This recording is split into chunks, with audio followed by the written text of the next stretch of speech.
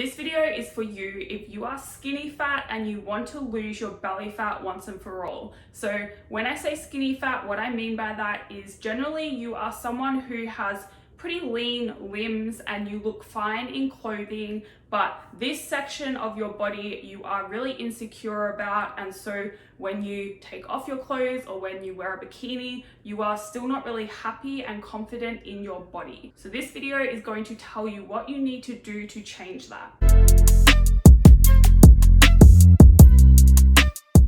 Hello, welcome back to my channel. My name is Jody and I help you change your beliefs so you can change your body, your health, and your life. This video, I'm going to go over 3 of the things you need to stop doing if you are skinny fat and you want to lose your belly fat and get a leaner, tighter, firmer midsection. Now, the first and most important thing you need to do is get out of the mindset that you need to lose weight. You need to lose body fat, yes, but losing weight and being in a calorie deficit, having that dieting and restriction mindset is not going to help you. Be fixated on the scale and trying to make it go down in order to lose your belly fat isn't going to work. Now, I speak to a lot of you, and when I tell you this, you don't quite get it. Like, I know it is so hard to believe that and believe that eating more is going to work better for you, but you have to trust that because that is the truth. Don't need a calorie deficit if you are skinny fat, unless you are quite overweight and you actually need to lose weight as well. But if you're actually at a pretty healthy body weight for your height, then you don't need to focus on losing weight, you need to focus on losing fat. It is very important that you are eating enough food. So you actually want to be eating around your maintenance calories, and the reason for this is that is going to fuel your training, and your training is what is going to actually help you lose your belly fat. And what I tend to find happens in a lot of my clients who are skinny fat, once I increase their calories and they're eating around their maintenance calories again, putting that energy into their training, their weight actually starts to fall. I know it doesn't seem to make any sense at all. How can eating more food actually result in weight loss? But it's just how it works. If you have more energy to put into your training and you actually do that, you'll probably find the scale actually starts to move as well. If it doesn't, that's okay, because if you're skinny fat, the goal should not be weight loss, it should be fat loss. So make sure you're eating around your maintenance calories and also eating enough protein. If you're not sure what this is for you, make sure you download the guide on my website. I put that link in the description box,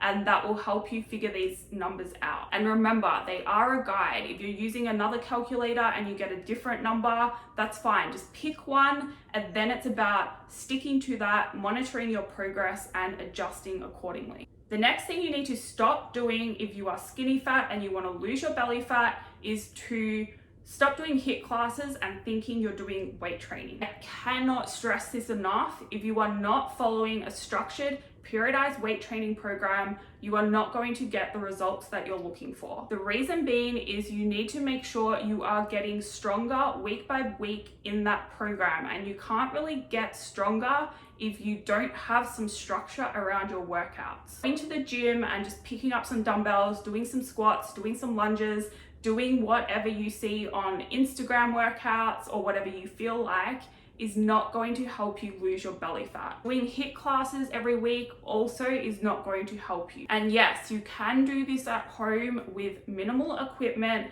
so long as you are focusing on getting stronger week by week. So it will be harder if you don't have equipment, but it's still possible. The last thing you really need to stop doing is just going through the motions in your training. Now, I've already kind of touched on this. You need to be aiming to get stronger week by week, but you also need to make sure your form is like perfect. A lot of my clients come to me with weight training experience. They say they know how to squat, they say they know how to deadlift.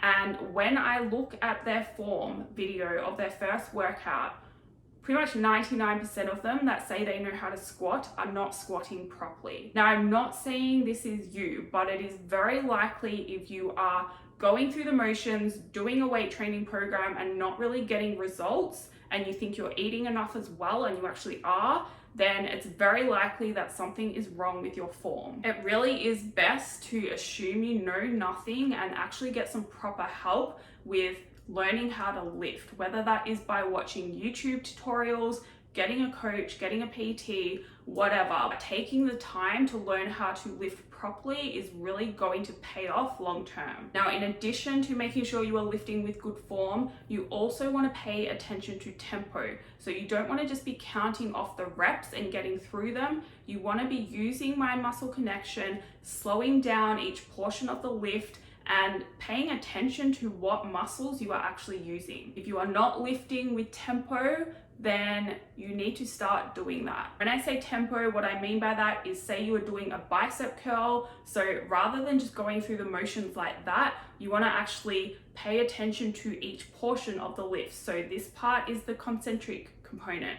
That is usually like a 1 second kind of tempo. And then usually the lowering part is a bit slower, the eccentric component. And so that should be indicated in your program. But basically, rather than just dropping it down in 1 second, you want to go up in 1 second, and then make sure you are taking probably at least 2 seconds to go down and actually really focusing on your biceps as you're doing that. That is all for this video. I hope it helped you. If you have any questions, please feel free to send me an email. I put that in my description box.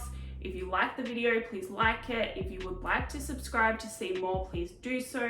And if that is the case, I will see you in the next video.